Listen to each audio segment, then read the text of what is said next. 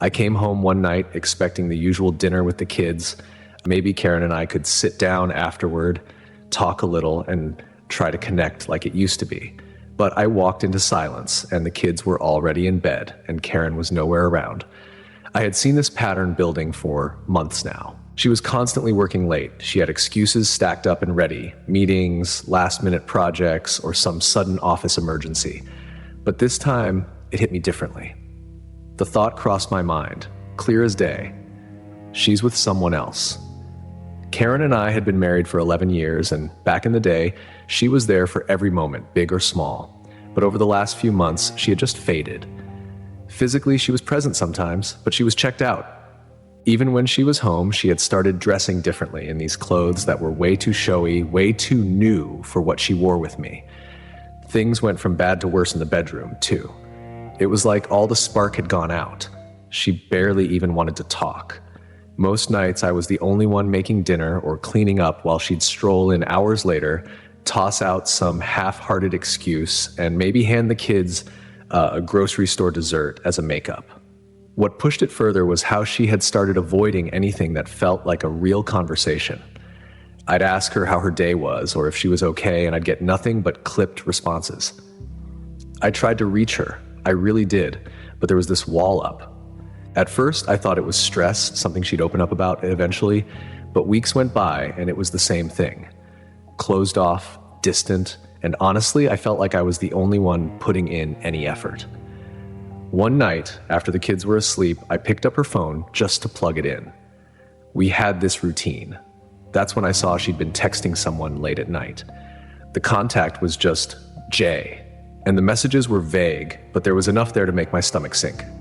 It was always a variation of can't tonight or same place tomorrow.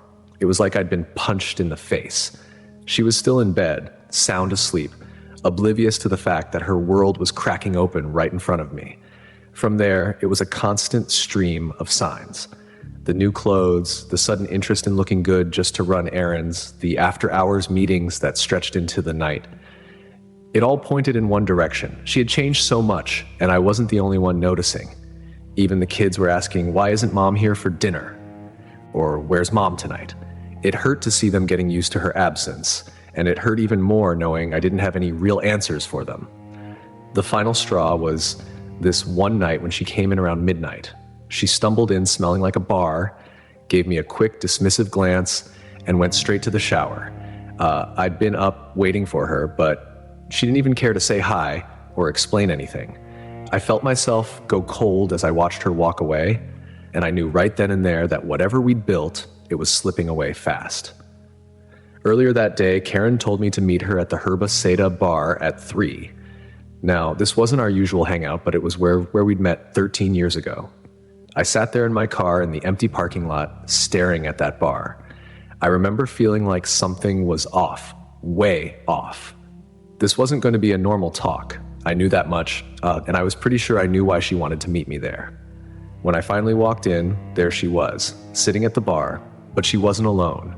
Sitting next to her was a man I didn't recognize. My heart was already pounding, but I tried to hold it together as I walked over.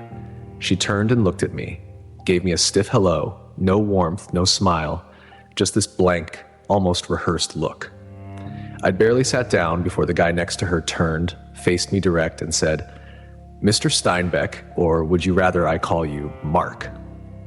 I looked at Karen, but she wasn't looking at me.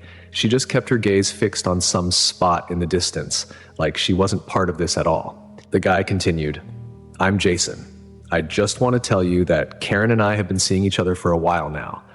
We didn't want to keep this from you any longer." He just sat there talking to me like this was some business negotiation.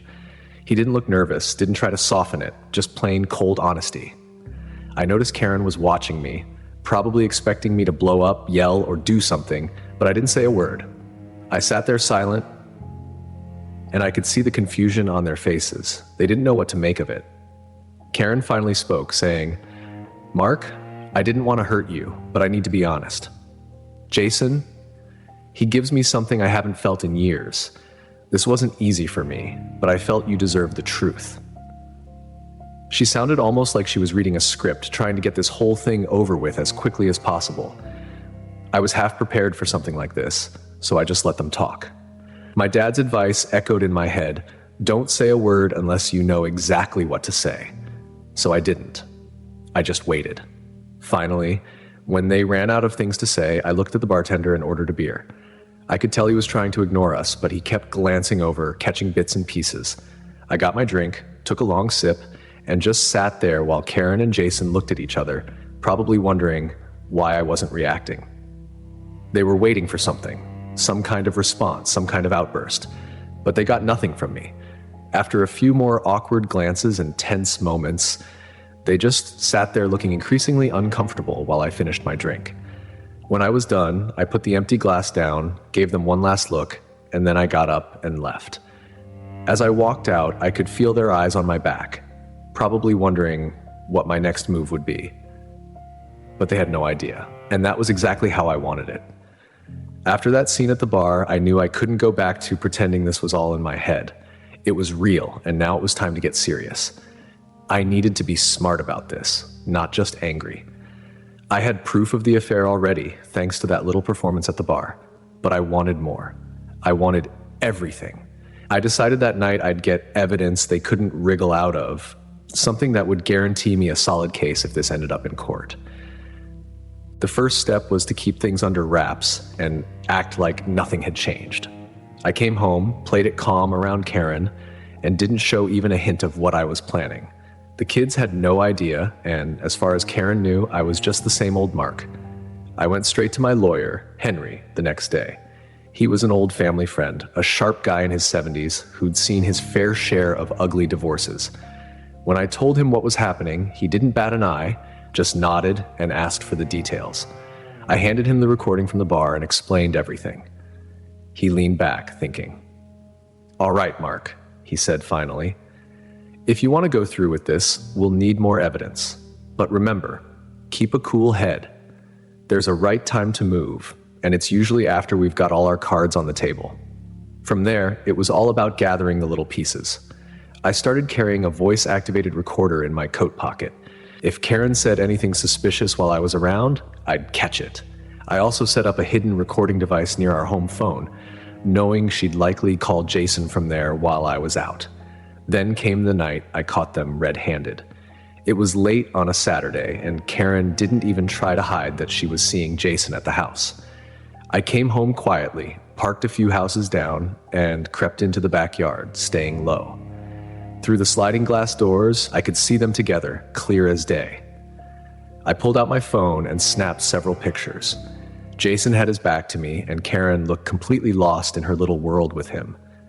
They didn't hear me, didn't notice a thing. I took 10, maybe 15 pictures, each one more infuriating than the last, but I kept snapping. I knew that each shot would count for something soon enough. When I was done, I made sure to let them hear me coming through the front door. The whole show must have been a shock to them. Karen's face went blank, but Jason, well, he tried to play it cool, acting as if nothing had happened. They went on with their act, pretending that I wasn't standing right there. But I didn't give them the satisfaction of a reaction. Instead, I went upstairs, and about 10 minutes later, I heard Jason make a quick exit. The final piece came a few days later. Karen thought she was alone in the house and called Jason, speaking quietly, but the recorder I'd left near the phone was picking up everything. She told him she loved him and that she thought maybe we went too far rubbing it in his face. It was exactly the kind of proof I needed, right there in her voice. Listening to it, I felt a mix of relief and anger. She was guilty, and now I had every bit of proof I needed. Once I handed everything over to Henry, he told me we had a solid case. It wasn't going to be easy, but the evidence was more than enough to hit them hard when the time came. I'd finally have the upper hand. Monday came around, and I knew it was time to set everything into motion. The night before, I barely slept. I went over every last detail with Henry, my lawyer, making sure we had everything in place. He'd lined up a sheriff to serve both Karen and Jason with the divorce papers and restraining orders, and I made it clear that I wanted it done publicly. I wanted no way out, no place for either of them to hide. Henry had everything ready. As soon as I gave the go-ahead, it would all happen. I got up early that morning, drove the kids to school, and dropped them off with a quick hug. They had no idea what was going on, which honestly was for the best. I hated to think of how all of this was going to impact them, but they deserved a better environment than the mess that Karen had created. I went straight from the school to my office, where I told my secretary that I'd be out most of the day. Take messages, hold down the fort, I told her, and then I left. I needed to see this through. My first stop was at Henry's office, where he and his investigator, Malcolm, were waiting for me. Malcolm, a retired detective, had been digging into Jason's background as part of our case.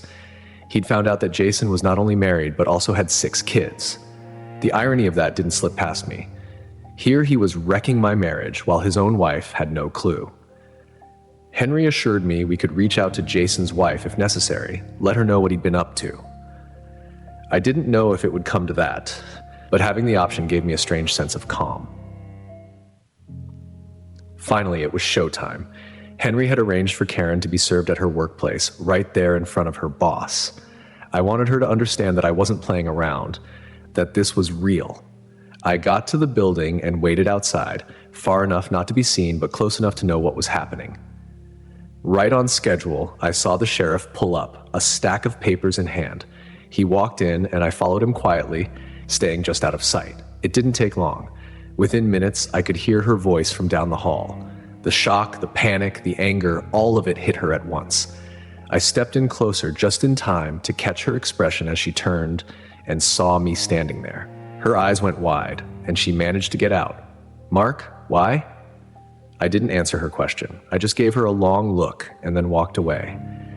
As I left, I could hear her crying and her boss trying to console her. That moment was all I needed to confirm I was doing the right thing. I had tried for months to fix what was wrong, to figure out if she cared at all, and in the end, she had thrown it all away for some temporary thrill. This wasn't on me anymore. Meanwhile, Malcolm had arranged for Jason to be served at his office as well, with the same public setup. From what I later heard, he didn't handle it much better than Karen did. Apparently, he went pale, looked at the papers, and just sat there for a good 5 minutes before the reality of the situation sank in. According to Malcolm, Jason was in complete shock, realizing his entire life was about to unravel. Not only was he facing a restraining order, but his wife was going to find out exactly what he'd been up to. Walking out of that building, I felt more relief than I had in months. This was it, the beginning of the end of this nightmare. And for the first time, I had a clear sense of where I was headed. I knew I had the proof, the legal support, and the plan to finally put this behind me. From here on out, it was only a matter of letting things play out. The day after Karen was served, she asked me to meet her at the house to talk things over. I figured she had something up her sleeve, some last-ditch effort to talk her way out of the mess she'd created. Walking into the house, I could feel the tension the moment I stepped through the door. She was sitting in the kitchen, looking like she'd been waiting there for hours. With her hands folded in front of her, she tried to greet me with this gentle voice, acting like we were just 2 people working through a little misunderstanding, not the whole disaster she had dumped on our lives. "Mark, I just want to say," she started, then paused, searching for the right words. "I don't want to lose you. What we have is special. You're my husband, and Jason, well, he's something different. It's just physical." She actually said that, just physical, as if that somehow excused the months of lies and the betrayal. She kept talking, explaining how Jason understood her in ways that had nothing to do with emotions or love, just pure attraction. She was convinced that if I could somehow accept that, we could go on as we always had. I just sat there letting her go on with her attempt at justification, barely believing what I was hearing.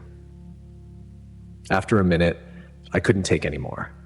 I stopped her and asked, "So let me get this straight. You think we can stay married, raise our kids together, and live our lives while you go and find yourself with Jason whenever you feel like it?" She looked a bit shocked that I put it that bluntly, but that's exactly what she was suggesting. She actually tried to tell me that I shouldn't feel insecure because, in her words, I was still her number one, her husband, the love of her life. Jason was just a side thing, something she thought she deserved. And I should understand that because she'd never take that role away from me. I almost laughed, but I was more disgusted than anything else. Karen, I said, if you think I'd stick around and share my wife with another man, then you don't know me at all. Her eyes got big, like she didn't understand why I wouldn't go along with her ridiculous plan, but I could see something else there, too. Panic. She was realizing this wasn't going to end with a quick fix or a patch job. I was done. I pushed a folder across the table towards her. Before you try to play this game, you should see these, I said. Inside were the photos I'd taken of her and Jason from that night. The timestamp was clear. While I'd been sitting at home, she'd been wrapped up with him. She flipped through the photos and I saw her face shift. Her confidence cracked, and she looked desperate, even embarrassed. She tried to say something to protest, but I cut her off. Listen, Karen, this isn't a negotiation. I'm filing for divorce. You can have visitation with the kids, but Jason is never to be around them, and you won't get a cent beyond what I'm legally obligated to give you. I could see she was hurt, maybe even angry, but it didn't matter. For the first time in months, I had control over the situation, and I was not about to give that up. She started to cry, saying something about how she loved both of us in different ways and how it was me she'd always come back to, as if that was supposed to make it better. But I wasn't buying it. I'd heard enough excuses, enough explanations, and this was it. I got up, grabbed my coat, and left her there with the photos, the reality of what she'd done, and a life she'd shattered with her own choices. Walking out that door, I didn't feel broken or defeated. I felt free. Leaving Karen behind wasn't easy, not after 11 years, but I knew I had to keep moving for myself and for the kids. The first few days after that final talk were strange, almost surreal. I'd wake up half expecting to see her coming around the corner, but the house was quiet, just me and the kids. They were with my sister for the first week while I got things settled, and when they came back, I was ready to give them the life they deserved without the chaos Karen had caused. The first weekend we spent together was incredible, honestly. I took Max and Megan out to their favorite diner, the one we used to go to as a family before everything went downhill. They looked up at me from their pancakes, and I could tell they knew something was different. I didn't go into the details, just told them that things would be a little different from now on, but I'd be there every step of the way. Megan, my 10-year-old, nodded, acting way older than her years. "We're okay, Dad," she said, and I knew she meant it. It felt like the start of something good. Meanwhile, Henry kept me updated on the divorce process. Karen had tried to fight a few things at first, saying she didn't deserve to be cut off from everything, that she still wanted joint custody, more visitation time, and on and on. But Henry was a bulldog in court, and with all the evidence we'd gathered, it was clear she wasn't going to get anywhere near the deal she thought she deserved. In the end, she agreed to the terms because she didn't have a choice. The judge granted me full custody, and while she could see the kids, it would be on my terms. Jason wasn't allowed anywhere near them. That was non-negotiable. As for Jason, well, his life fell apart too. Turns out his wife had no idea he was off playing soulmate with Karen. When she found out, she threw him out of the house, took the kids, and filed for divorce herself. Jason lost his job shortly after that. I heard he'd been skipping work to spend time with Karen, and his boss finally had enough. Last I heard, he was staying with some friend, but honestly, I didn't care. He wasn't my problem anymore, and he was getting what he deserved. Back home, I finally started to get back to myself. I'd lost so much of who I was in the last year trying to figure out what went wrong, wondering if I could have done something differently. But now I was done wondering. I'd get home from work, help the kids with their homework, maybe watch a movie with them or play a game. The house started to feel like home again without all the tension, the waiting, and the constant suspicion. It was just us, and for the first time in a long time, I felt at peace. One evening, after I'd put the kids to bed, I sat down in the living room with a beer, just thinking about everything that had happened. It wasn't the life I'd planned, not even close. But sitting there, I realized I wasn't angry anymore. I'd done what I needed to do, kept my dignity, protected my kids, and put an end to the mess Karen had made. Her choices, and now I was making mine. I was choosing to leave the anger behind, to focus on the good things that were left, and to make something better for me and the kids. Moving forward wasn't about forgetting everything, but about taking back control and showing my kids what it looked like to stand up for yourself and move on. I was ready to rebuild, and as strange as it felt, I was looking forward to it.